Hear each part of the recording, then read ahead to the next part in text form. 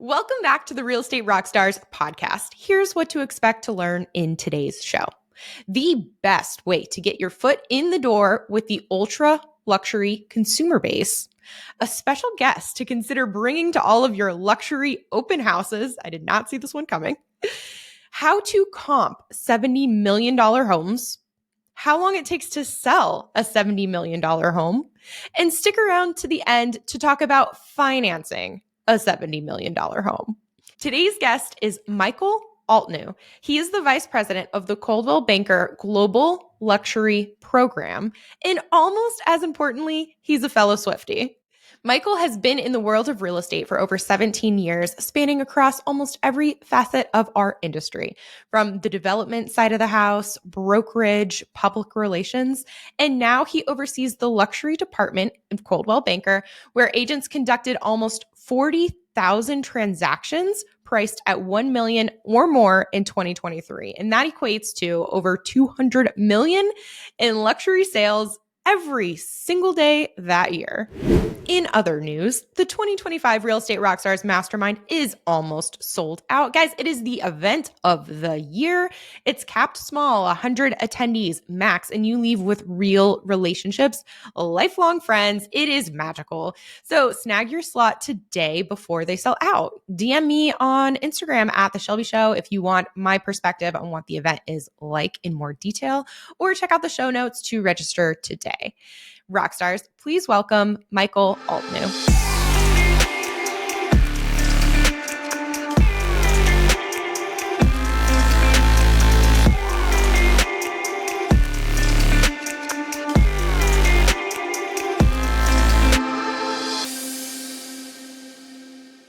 Michael, what is going on in the world of luxury? What's happening? God, there's a lot. Well, first of all, thanks for having me. This is so awesome to be here. But listen, there's a lot of factors going on in the luxury market right now. First of all, too, I have to point out, luxury in one market is very different from another market. We're seeing a lot of new markets that came out of COVID in the luxury sense, and then we're seeing others that are on a recovering factor. I think there's a general consensus that I've seen so far this year that there's this level of optimism that people are kind of adjusting to rates where they are. We're starting to see some more inventory, not near enough. Let me preface that in certain places. But there is kind of this overall level of optimism that we've had in the first quarter of this year. Granted, we're all still kind of waiting on, rates to change and what's going to happen with all of those factors. But I'd say luxury has been pretty strong, considering it definitely has been, there's definitely been impacts, there's no question. But luxury's been pretty strong across the board and in multiple markets and across the world. Okay, so I'm listening to this because I mentioned before that most of our listeners are not in the luxury market. So if they're like, hey, right, I want to dance into this world, how do I get into it? Well, it's not easy. Let me put it that way. It's not as easy as we think.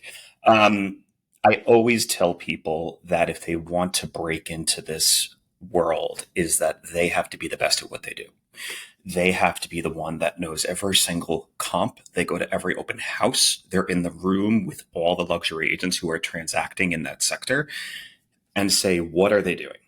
What are they doing that's making them so successful? And I'll tell you that those who are crushing it in luxury are out there almost every single night and day and hustling, and they are working their network. They're not waiting for opportunities to come to them. They're creating opportunities. Some of the most successful agents that I work with in the company are creating opportunities. Even if there's a limited amount of inventory, they're working with their buyers and sellers to create opportunity in this space. So what do you need to do? I really think you need to just perfect and be amazing at your craft and be in the room as many times as you can with those who are performing in that sector. Mm-hmm. Learn from those people and take every nugget that you can to apply it to what you do. I'm also a big proponent too on making sure that your marketing and everything you put out is up to the caliber of what you want these luxury clients to see. If something is kind of lacking or it's not right, it makes an impression. you and I know that this industry is so much about first impressions. So if there's something that's not to your liking or it's not in that luxury sector, that has to change. But I really do feel that there's a lot. I mean, there's a lot in that question. It takes Oh time. my God, so much. Oh God, it's a lot of time and a lot of dinners, a lot of organization. So it's a lot, but I would just say keep working your sphere, keep working your inner circle, expanding, go to the events that you want to go to really network yourself and get out there, and don't wait for the opportunities to come to you. Create them. So if I'm listening to this and I'm like, okay, I'm with you, work my sphere. Ooh, my sphere is not luxury. And then you mentioned before that, work your network. So where do I find, besides you mentioned like open houses and find the agents who are doing it in your market, but like where else can I go to expand my network? I think you can just start in the communities you serve. I think one of the big things that I see a lot of the top agents doing is just starting in that community. Granted, you might have a small network, but that one connection goes to another connection, goes to you and I both know, and then you get so far removed that everyone it comes one full circle. There's different organizations that you can become part of. There's ways to become ingrained in that community in a way that others haven't. So it's the sphere that you have is one thing. And then if your sphere is limited, it's saying, what other opportunities are there in front of me? How can I be connected? A lot of different organizations and functions and even charitable organizations do things in this sphere. And you're then at the same time giving back to the community where you're serving. So, I mean, I'm a big proponent of that in general, but I think that when you expand in those opportunities through events, any of those pieces. Now, I'll also put this too, your social media is another way to reach this consumer base. And I think, you and I are both pretty tech savvy people. I like to say we are, but there's a really incredible way to use your social media to kind of get out the message you want to get out, but use it to attract a new consumer base. And that consumer base might also be in a feeder market. Shelby, you and I always, well, what do you mean? Feeder What's a feeder market? What is that? What do you mean? What do you mean? I mean, like the markets that serve, for example, like if you live, like I used to live in LA, there are so many different markets for people coming to Los Angeles. Like I would say, really connect with the people of those markets that are coming to where you operate. If they're coming from, I'm just saying anywhere, like if they're coming from Seattle or if they're coming from Houston, or you're noticing an influx of people from Denver, you're going to want those people on Rolodex or on Rolodex on speed dial. So you can call them Rolodex. Love it. I'm really old fashioned like that. I don't have a Rolodex though. Can you imagine a Rolodex? But I was like, how old are you? 40 this year. 41 in May. 40. You're such a young 41. 41 and full of fun. I try, but it's where you're, I would say really build on those referral markets, feeder markets, referral markets. Be the person that those agents in other locations call to when they have someone who's looking to either relocate or perhaps they know someone. So expand beyond the city you operate. Okay.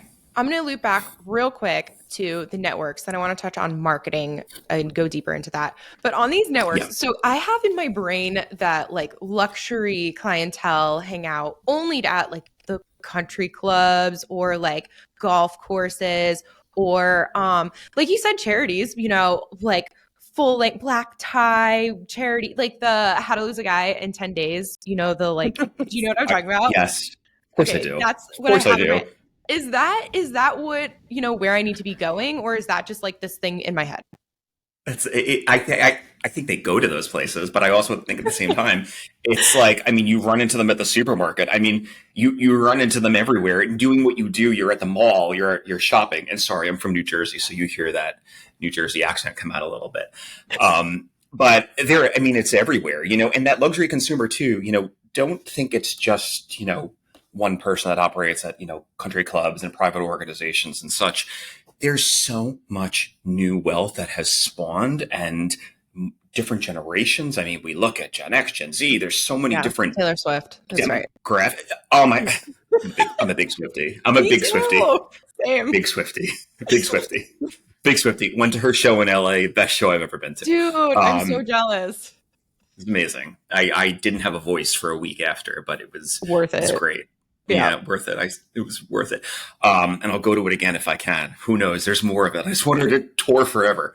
But no, it's such a misconception. It's a great way to meet people at those places. There's no question, especially when there's, significant contributions. You understand, like, yes, there's usually a net worth associated, that people who are spending that to be in organizations. But no, this is so many other places. There's supermarkets, there's malls, there's everywhere. I mean, and again, it's also getting introduced to these people too. It's having some sort of commonality or connection that will reach, get you in touch with them too. I think that many times there's a lot more in common that we have with everyone else too. And that makes sense. It's just like, I'm trying to be like, okay, well, how do I always try to bring it down to like super tactical. I'm like, how do I target these people? But then I start to sound creepy and weird when I'm like, how do I tell? Or maybe it's just like have genuine conversations with people as much as you can. And from there, see where life takes you. I don't know. Well, also remember how often these people are probably being contacted too. I mean, remember, like, I'm sure there's a lot of people who are fighting for a small bucket of inventory, sellers, buyers, so you're talking about a large number of agents competing for something in a very, very small space. So I am one to always say that if you had a connection, can you introduce me to this person? Or can there be some sort of commonality or something? It gives you this extra like, and that's more than just in the selling and buying sphere. I mean, that goes with everything. When someone's looking for a job, or you go to a store, I was referred by this person, I go to a new dentist. I mean, whatever it is, that's that's the name of the game, really. So, I mean, if you can go in with a commonality and a connection, I mean, I think that stands volumes, because I think people remember back to that from your first meeting.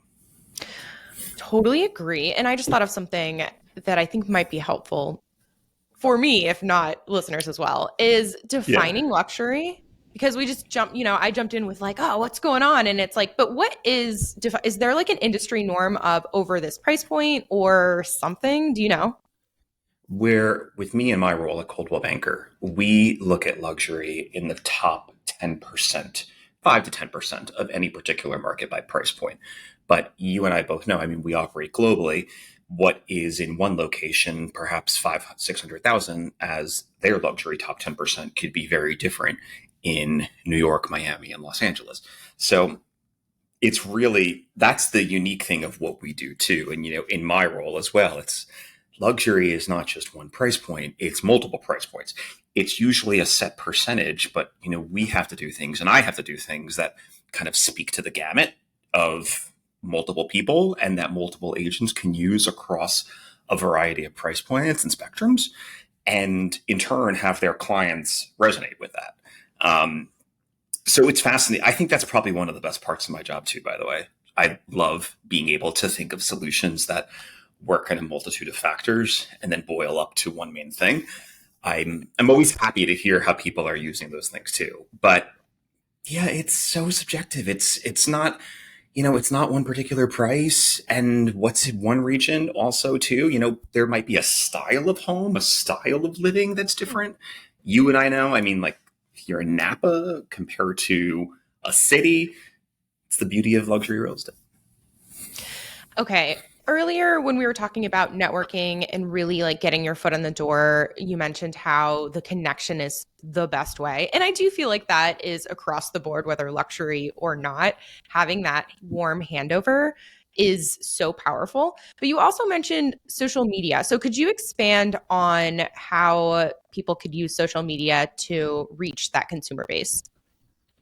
For me, the general part of social media that I love is it allows you to tell your story how you want it to be told. I think that is key and number one.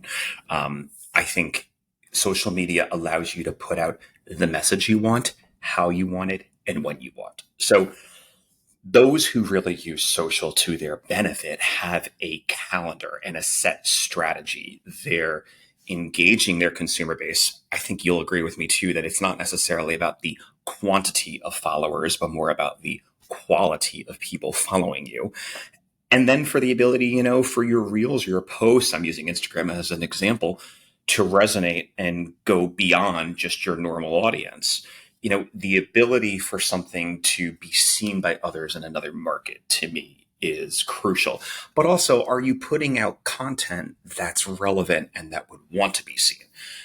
I think that when it comes to social media, the constant conversation I'm having with people is, we generally think one thing will be seen well by others, but what do they really want to hear and see? What are you putting out that's different? Like, what are you putting out that someone would want to click and share, and maybe even share to their own page? Like, what would you want something to, not necessarily if something goes viral, that's great. Sometimes they go viral for great reasons, but what are you putting out that is different and unique and tells your story? So for me, I'd say that a social strategy is just as important as an incredible website. And then I also say too, like, look at a luxury consumer. I think a lot of them sometimes will go to your social media before they go to your website. There's a really big contingent of people who will say, I want to see sometimes like who your mutual connections are, but they just want to kind of take a look at you. They want to know who they're working with. So from a plain standpoint of like your first impression, the social is kind of it. Like, I think I don't have a study on it, but I really do feel that there is a large contingent of people, especially of the younger generation, that will go to an Instagram page first over a website. You too, right? It's me. Yeah. Yes. Yeah. That's it. You want to know, like, I do that now too. Like, I'll look up a business on Instagram first over going to a website. And I kind of want to see what they're posting, the general vibe.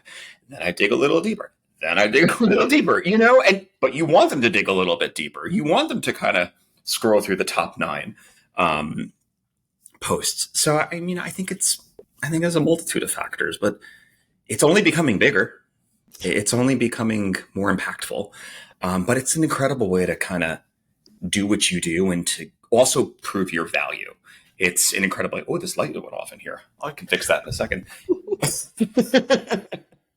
If you're not watching on YouTube, you should go over to YouTube and see the strobe lights happening in Michael's. The light just went off in here. I guess it's on a timer and I was sitting so still. More movement. I thought I was moving enough. Yeah. I thought I was moving enough, but I guess it wasn't. They're like, lights are done. Right. Try harder. No. Okay. So again, with the stigma in my head, I think of luxury and I think of like the page, most Instagram pages, or whether it's YouTube or whatever, it's like absolutely the high quality footage of home tours, like these beautiful homes, and then also fancy cars and nice designer clothes and the professional hair and makeup. Like, is this a requirement? What are your thoughts on the nice car being a requirement? I think that at one point, I think nice cars are great. Don't get me wrong. And they're part of a lifestyle. There's no question. I think at the end of the day, authenticity, and I know a lot of us have used this term way more than we all wanted to, but at the end of the day, you also want to be you with a spin on it. I think that, like, for me, like, I'll throw on a blazer with sneakers. You'll kind of do you in a luxury way that doesn't always need to be, the car, so to speak. The car is great. Don't get me wrong. The car is fantastic. I would love to have some of those cars. And there's some historic cars, and it's a whole nother luxury market that I know very little about because I lease my current car, and that's basically it. But I think that, I laugh, but it's true. It's such a, I really go back to like, yes, like it's important in certain advertising mediums, but then it might also be a little bit, you might be able to deviate from that as well too. I don't think you necessarily need to have like all these touch points, because at a certain point too, you want it to feel real. You want it to feel not too staged. You want to feel Right. like what you and I are doing, like Yeah, human having connection. this conversation, human connection. Right. At the end of the day, I really think like after the pandemic, we have fundamentally changed how we are purchasing behavior and how we really connect to an individual more than we ever have, because we were separated. We were completely distinct from separated from each other. So I Right. think that the general psyche of buying and selling, I think that that's evolved since the pandemic too. So I think at the end of the day, it's human connection. Totally. Although the freaking home tours of these beautiful houses, like Oh, last they're night. amazing. Oh my gosh. So there's this, it was like one of the, I think it was $70 million house that I just, in preparation for your show, I'm going to call it that. I Yes. was watching Yes. this on YouTube last night and I was like, I'm just going to watch a couple minutes. And I watched the entire 40-minute video because I could not look away. And I just feel Yeah. like that's a huge advantage that people who want to break into luxury have, is that the product is so Yes. gorgeous that everyone wants to look at it. And so I was thinking, because the guy who's doing the video last night, he's not the listing agent. So Mm. having the opportunity, and by the way, he did hype the listing agent multiple times. It was probably a part of their agreement, but he was Yes. able to bring a professional, and it's got to be well done, I'm sure. He Has super to well be. done. Yeah. And so bring the professional in there, and he was smooth. He knew all of the words for all of like the luxury items. I was like taking notes and going through the whole house. And I was like, dude, that's so genius. Cause it's got like, Yes. 300,000 views on YouTube. Everyone's sharing it. Everyone's Yeah. like, look at this. And it's great Yeah. for him, but also for the listing agent. I'm like, if you're in luxury or trying to break in and you're not like trying to market someone else's product, I feel like that, right? Isn't that not the way? I don't know. Oh, no, it's an amazing way no, that's a great way to do it. And let me tell you too, video, like you said, when you're dealing with a property, I mean, I think any property should have unbelievable marketing as well too. But I mean, when you're dealing with a listing that is of that price point, yes, you better make sure like you are using the top of the line and your photographs and your video and everything is top notch. Because remember, when you're at that price point, there's as we look at, this kind of pyramid of things, and there's this fewer and fewer and fewer buyers as you get higher up to these price points. That listing, whether it's that $70 million listing, I'm going to guess it's California that you were It was looking in at. Dubai, actually. Oh, was it? Oh, I Yeah. wouldn't have guessed that. Okay, I wouldn't have guessed that. I went domestic. Okay, I wouldn't have thought. That's probably amazing. I mean, you're for But I'm keeping you on your toes. you are, by the way. I like it. But the thing, like that $70 million property is also being looked at by another buyer who's looking at a $70 million property in another location. It may not be a primary residence. It could be secondary or tertiary. So those price points, you better believe that your marketing better be competing with another property of that price point and caliber in another region, even if it's not on the same price point, because you and I both know that at a time when you're looking at those prices, those are, multiple home purchases many times, in that particular wealth. So you better believe your competition is pretty fierce. Watching him in this video and watching like how articulate and smooth he was, it made me think about, I'm like, oh my God, this is a real estate agent. And yet he is acting as if he is on TV, and just has that refined speaking ability. And I'm curious, do people in the luxury market, like the top agents, do you think that they have like speech coaches and like performance, like video type of, you know what I'm saying? Do they have that?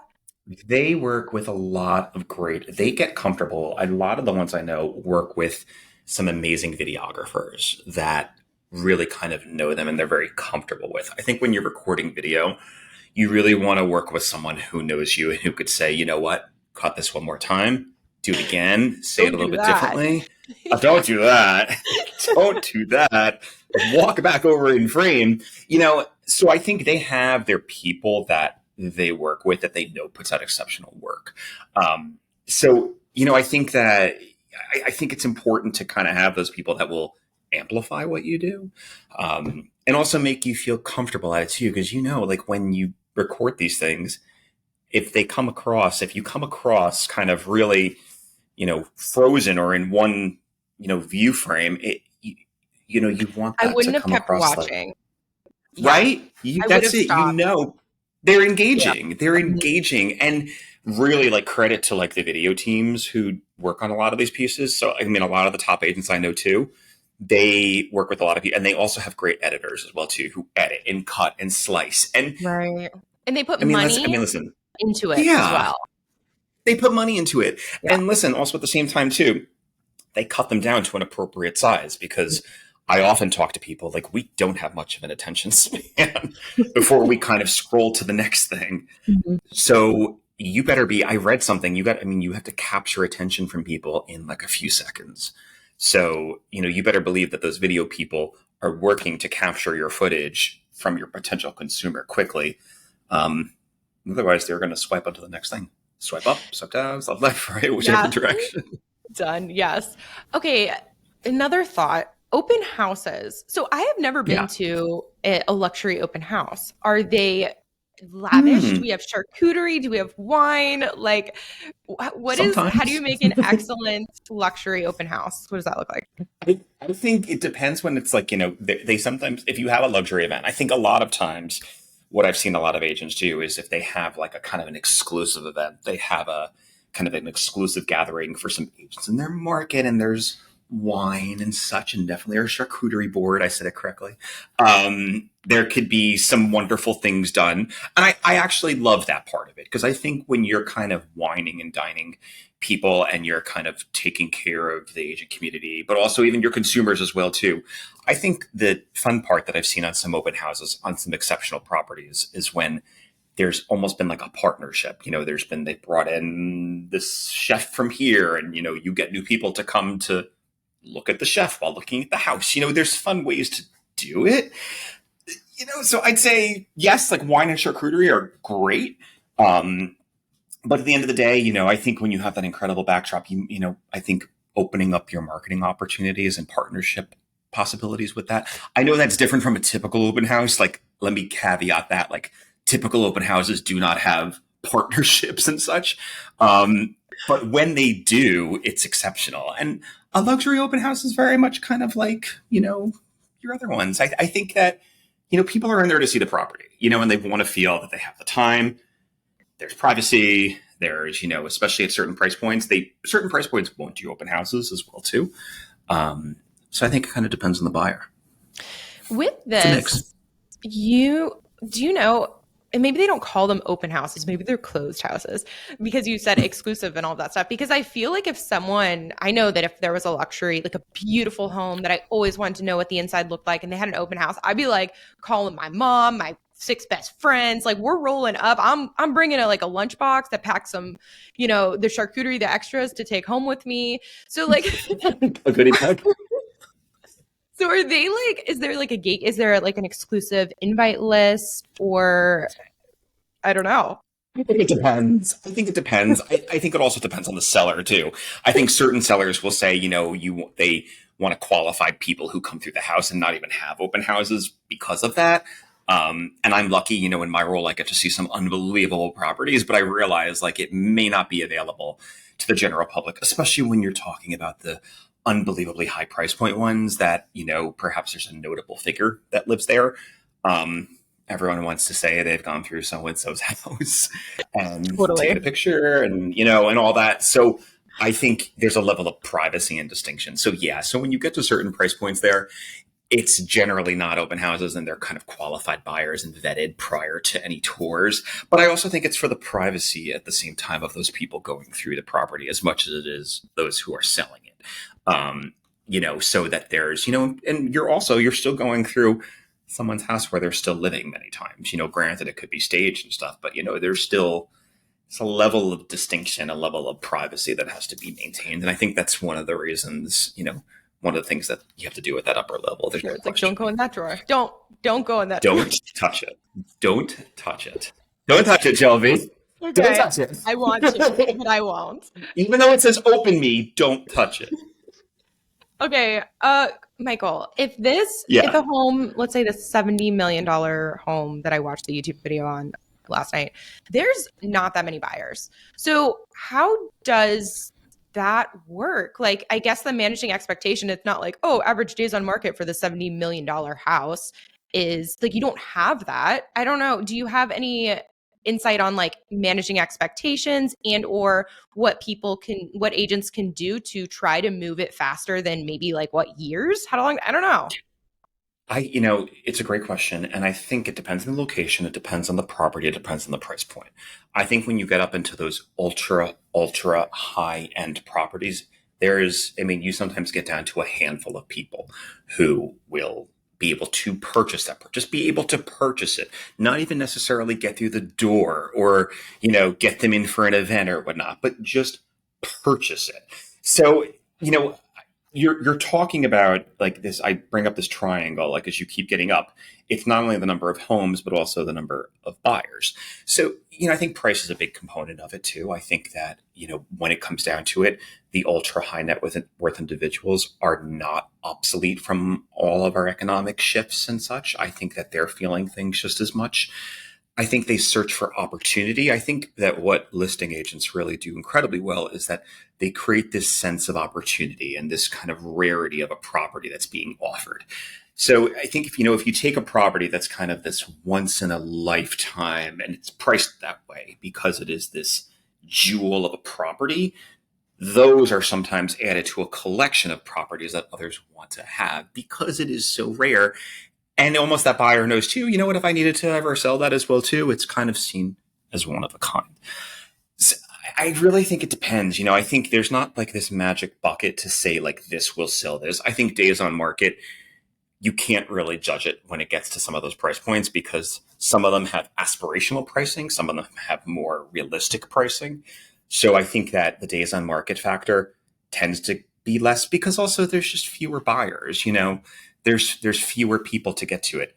I do think that agents who have a property of that caliber, and I always say this, they really need to reach out to all of the markets, especially international. International is a big, big piece of the exclusive property marketing aspect, and making sure that they are, working with a broker, company that has that reach to get to those buyers as well too. Because you really at that point want as many eyeballs as possible because there's just so many fewer people.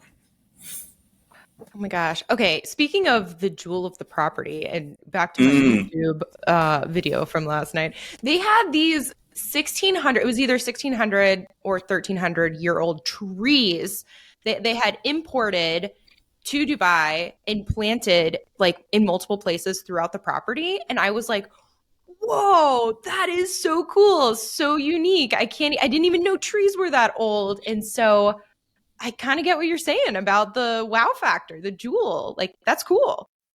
And that's also a story and a way to tell the story too. That's an attribute of the property that another property might not have, So this property, the more kind of attributes and almost one-offs are exceptional. And, when we talk about public relations too, that's a big part of these properties too.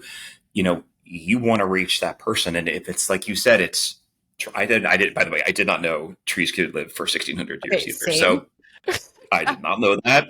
So you got me there. I'd love to see what a 1600-year-old tree looks like. That's unbelievable. I think nature's incredible. Still have to go to those redwoods, by the way. They're What I'm beautiful. talking about? Like the redwoods? I do. I camped in them. It was great. Wake up. Yeah. I gotta go.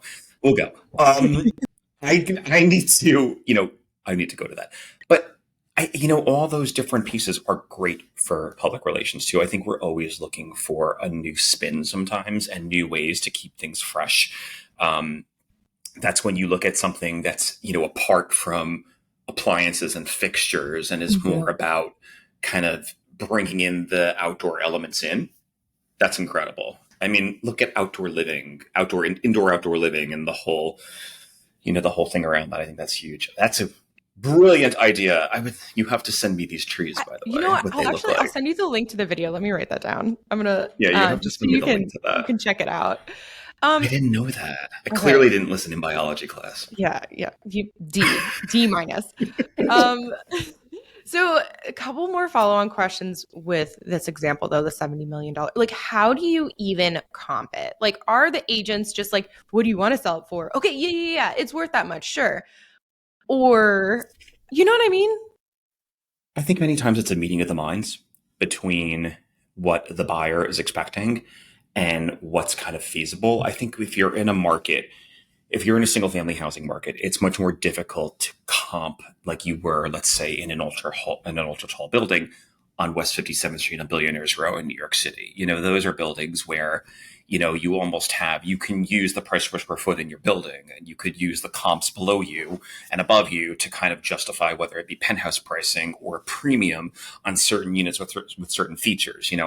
I used to kind of be in that development world, and that was the best case scenario. You have a stacking plan of a building, and you can, you adjust inventory to make sure you're not too top heavy or whatnot. And it's a great thing to be able to have that. When you're dealing in a single family housing market, when each property is so uniquely different, I think that a lot of times with pricing, it does depend on other properties sold in that particular price point, because I think a lot of the discussions come into play, like X house sold for this amount to this person, X amount sold to here, and we think it was this buyer. I think that many times those conversations come into it. So I think it's kind of a mix of expectations from what the seller, and then kind of the realities of what the agent is seeing in the market, and knowing what's sold and knowing the interest. So it's much harder to comp something at a higher price point like that. It's much, much harder. And I think there's also expectations too, that, there's pricing that, you could be on the market for a little while longer. Here's a price where it might be in the middle. And then here's a price that might attract more people. So I think it kind of depends on the strategy of that seller at the same time too, to say, how quickly are you looking to sell this property? That's a big part that just goes into it. So it really depends. It really depends. That's such a real estate in general answer too, where it is, but that's why, we talk about, that's why these agents know so much. I credit them with doing, unbelievable things. They're so much research, and the agents who are really on the top, they know every sale down to the date and when they sold. They sometimes know, sometimes it's publicized who bought it as well too. This celebrity or this person bought this, but even not if it's a celebrity market, just, this was done here. They know down to the second this sold here and this didn't sell because this was on the market for that many days. That's what we talk about, why you so desperately, need to use an agent and why they're so valuable. Just the sheer market knowledge. In the top price points. Yeah. You can't be coughing up. You're not closing deals. You're not doing 40 a year, right? Maybe. I don't think so. God. Some of them, there's fewer homes. Listen, there's not as much quantity. So the number of units is definitely lower than a high unit market that is, has a lot of, you're dealing with multiple transactions at one time. I will say many times the deals and the transactions on those levels take longer to close than some of the others. There's a lot of different pieces, and there's also more people sometimes that go into those transactions. There's business managers, there's all different factors in a lot of luxury transactions, but especially on the higher end, you're dealing with a lot of people. There's lawyers, there's business managers, there's a lot of people that are in those transactions. So it just generally takes more time by virtue of the fact that more people are touching it. The buyer could be in another country. The buyer could be here. This person wants to go through. There's more than the typical kind of inspection and such. It's really quite a detailed process. That opens up so many more questions. But I'm not going to I won't go down too many rabbit holes. Maybe we'll have you back on and I can go super in the weeds. But with lending, are most of these does someone have $70 million that they're buying this property cash? And obviously you don't know the answer to that. And I'm sure it depends. But I don't know. What's kind of the norm in the financing world for luxury? There's different products on the ultra high end, and there's kind of there's kind of different ways to kind of finance on that end as well too. Especially when you have someone who has a very long-standing relationship with a financial institution. So there's different ways about it. I will say many times there's, obviously a liquidity factor. And I think it's kind of up to those buyers to say, do you want to be full in on this, or do you want to leverage some assets and such to get there? So I think, when you get up to that price point, there's creative financing, I would say, and there's different ways to finance larger purchases, many times in conjunctions with relationships that are had at very big institutions many times. So it really depends, but there's multiple ways, and you'll know with rates being, higher than they've been in quite some time, there's been even more creative ways, which is a whole nother podcast, but there's amazing ways in which people are financing things. This is so fascinating. It is really just and it's constantly changing. It's constantly changing. I know, it's amazing. It's amazing. It's incredible. It's amazing. It's such a fun world to be in. Like you said, it's fun. It is fun. Okay, so this is a little clip that I pulled on doing my research on you. Oh, yeah. Coldwell Banker. Oh, no. What? Oh, no. I'm not putting on talking this light shit. again. There we go. I'm joking. You got like pictures of keg stands or something. No, it's not happening. Anyway, so Coldwell Banker, this is a quote, is one of the most rigorous luxury specialist certification programs in the world, with a 36% higher average sales price per property listed within the program. What is this program? Yeah, I guess I'll start there. Yeah, what is that? Yeah, so the Global Luxury Program in Coldwell Banker services the upper percentage of listings in the markets we serve. So mostly it's the top 10% of a market. Sometimes it's the top 5 to 10% of a market. But remember, we're a global company. When a listing is in that particular price point, it gets special features and add-ons and syndication packages and visibility for being in that sector. It's then what we call a global luxury listing, by virtue of the fact that it fits the fit and finish criteria as well as the price. So I oversee that program with an incredible team here at Coldwell Banker. And it's luxury properties, and we're in 40 countries. There's 100,000 agents. So we're talking about luxury properties across the world. So even our website, coldwellbankerluxury.com, that's only Coldwell Banker luxury listings. That's kind of our digital flagship tool. But then the program itself is also an agent designation. So agents that transact in the top of that market who have done two things. They've taken a course that we put on, and then they've done 3 transactions in a 24-month period that meet that luxury price point or higher, can apply for the certification, and they're on that site as a luxury property specialist. So they kind of have this designation that they have earned through both qualifications and education. Mm-hmm. So, okay, cool. That is our program in a nutshell. I do. I appreciate that. There was, I talk about this all the time, actually, is that I think one of the problems that we have in our industry is that there's such a low barrier for entry, and they teach you in the class how to get a license, and there's no actual on the job of how to be a very competent agent, especially when you're dealing with people's biggest life decisions and financial choices and all the things. So the minute that I saw that there's a certification program, I'm like, oh, so cool. It's great. And by the way, that certification program is taught by agents for agents. I mean, I have a very, very little segment in there, but the majority of it is taught by 3 incredible agents in our company, because at the end of the day, the agents really do want to hear from their peers about what is going on and how they're using the program.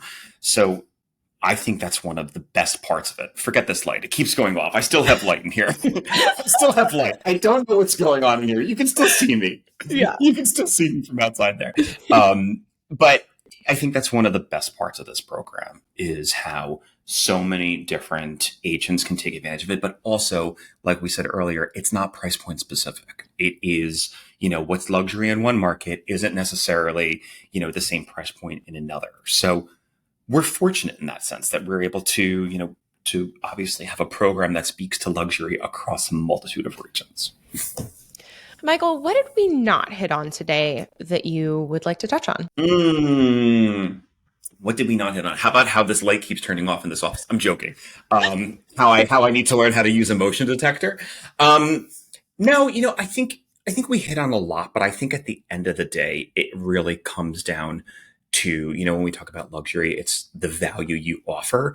And obviously what you do as a professional in this industry.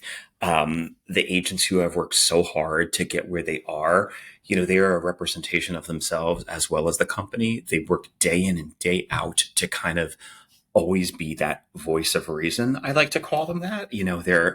I'm so fortunate that in my job, I'm able to reach out to them and they'll give me the real time feedback. I often have an idea of what something is, but they'll say, Michael, it's a little different. It's this. And I'm fortunate for that. So it's not an overnight thing to get into this luxury sector. For those who are, like you said, there's a lot of people who are looking to get into it. Don't just give up on it. Keep going at it and just keep building your sphere in your market. Don't let the difficulties overtake your end goal. If you're really into this and you're really committed, you can be the best at this. You really can. It's what you put into this, you can get out of it. And I think that's the fun part. You really can just be the best that you want to be. Love it. Okay, Michael, we're heading into the wrap-up questions. Wrap-up question number 1. What is your favorite app or tool? For work or just in life? Whatever's your fave. What is my favorite app or tool? I mean, I will tell you, I probably scroll on TikTok too much. That's not my favorite app, though. I am really into LinkedIn. Danielle said that too. Clearly. She said that, and a lot of others have said that. Yeah. I'm very into LinkedIn. I think that, and Danielle, God, I love her. She's amazing. But there's a lot of ultra high net worth people on there. But I really like what they've done to the platform, and how you're able to post different videos and what they're changing on there. I think that I'm trying to go on there more just to kind of post what we do and just see what others in the industry are doing. So I'd say LinkedIn is a big one for me. Good one. I'm always kind of scrolling on LinkedIn to kind of see what's going on, posting things. I really like how you can get a lot of engagement from outside your network and stuff. So don't sleep on LinkedIn, people. It's worthwhile. I was super sleeping on it until Danielle, where she came in. Yes. She was like, no, huge opportunity. No. You're missing out. And even after we were done recording, we stayed on for like 10 more minutes because she was like, no, LinkedIn, this is what you have to do. She like broke it down for me. I was like, all right, girl, I guess she does it to me too. She does it to me too. I'm like, I will do anything you say. I will do anything you say. Yeah. She's that type of person. She's also so brilliant. I mean, she's just like she's one of the best marketers in the industry. She's just so smart. And guys, if you're like, who are they talking about? Go back. Who are you talking about? Danielle Garofalo was interviewed on Luxury within the past 2 months. So it's a semi-recent episode. So go and listen to her episode, and then you'll be into the scoop. Full in. Yeah. Into the scoop and the inner circle. She's one of my best friends. Exactly. Okay. What events are you going to in the next 12 months? Okay. I'm actually speaking at an event next month, a luxury roundtable event in New York City. I'm really excited about that one. I'm speaking, I think it's April 17th. I don't think it's broadcasted or anything. It's kind of just like a closed room of certain people, luxury leaders from different parts of the industry. It is kind of exclusive. But I'm so excited because I'm excited for that because I get to be on panels with other people from different luxury sectors. So that's going to be fun. What else am I going to this year? I have a few things we have a leadership conference for my company that I'm going to in May. I have a lot of trips in between. Like I go to a lot of different metros. I was just in Washington, D.C. For a conference. I was in Aspen last week, here, then Florida. So, I do a lot of travel, but not as many conferences, but like some trips. But I like that this next one is kind of local to New Jersey and New York. Perfect. Works out well. Yeah, totally. How can we, myself and listeners, help you in your business? That's a great question. I would love check out what we are doing. Go to coldwellbankerluxury.com and take a look at not only our listings, but if you go to the editorial section, you kind of see all of what we're doing, kind of see how we're just doing things differently. And also just the way we're really, doing so incredibly well in this luxury sphere. And also taking a look at some of the unbelievable luxury agents that are part of this company. The talent throughout this organization, also the talent on the leadership side is unbelievable. So I'd say take a look at what we're doing. And the luxury site's the best way to do it because that's the sphere I oversee. But the blog section allows us to kind of see, a glimpse into that world, as well as the people who are honestly transacting in it. I mean, because listen, it's the people who are really out there day in and day out who are doing the work, and they're the amazing ones. And where can people connect with you? Where can they find more, Sure. maybe not actually connect with you, but where should they go to find out more about you? I'm on LinkedIn under Michael Altneu. I'm under Instagram at M Altneu _CB, Charlie Bravo _ I just did it wrong. M Altneu _CB. And then I'm also on Facebook, CB Michael Altneu. So definitely connect with me on there if you want. Guys, and if you're freaking out because you're driving and you didn't have time to write that down, don't worry. It's all going to be in the show notes. So go click around, connect with Michael. And while you're at it, connect with me and the owner of the show. We are The Shelby Show and Aaron Amuchastegui on the gram. We love to hear from you. And otherwise, Michael, thank you for coming on the show today. Thank you for having me. This is so much fun. I can't believe how quickly the time went by. And I'm sorry this light kept going off, but I still got some light. So we're good. Not at all. It's perfect. Dude, it's been so fun hanging out with you and Real Estate Rockstars. Thanks for listening.